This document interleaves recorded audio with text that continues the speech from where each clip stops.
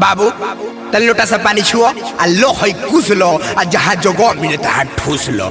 बाबू तनी है ने देखो, अरे पान गुटका सिगरेट बीड़ी आ दारू पियाला के बाद भीड़ा भीड़ी ई कुल करे लो कि ना? जी पंडित जी उहो होला। लड़की पक्ष तनी है ने देखो जाओ, अरे लड़का झूठ ना बोले सही आ एकरा संगे लड़की ना रही, लड़का पसंद बा। अरे जी पंडित जी आ जब जब पीही दारू ताड़ी आ लड़की के तब खूबे मारी, लड़का पसंद बा।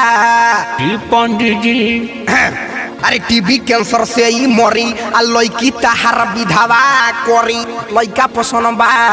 अरे हो मर्दवा पसंद बा।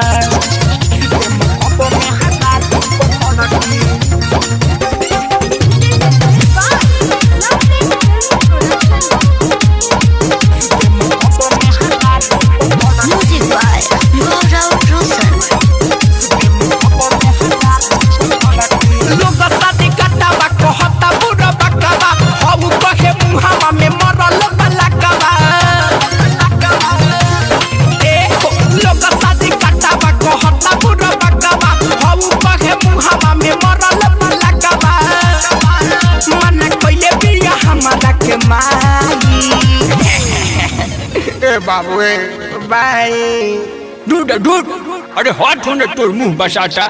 जाई बारात को बघोड़ी पर चढ़ के, सुते में कब में हरा रूप कर के। जाई बारात को बघोड़ी पर चढ़ के, सुते में कब में हरा रूप कर के।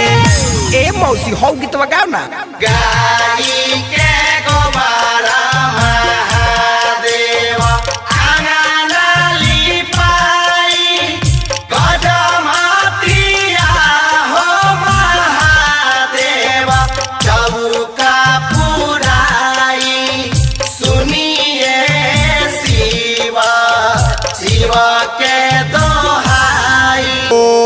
ओम सटा सटंतम पटा पटंतम आँख मरंतम हाथे हिलंतम, ई गुणकुल तहरा में बा। जी पंडित जी अरे यार कहाँ बा डीजे वाला रे, तन डीजे बजा तो।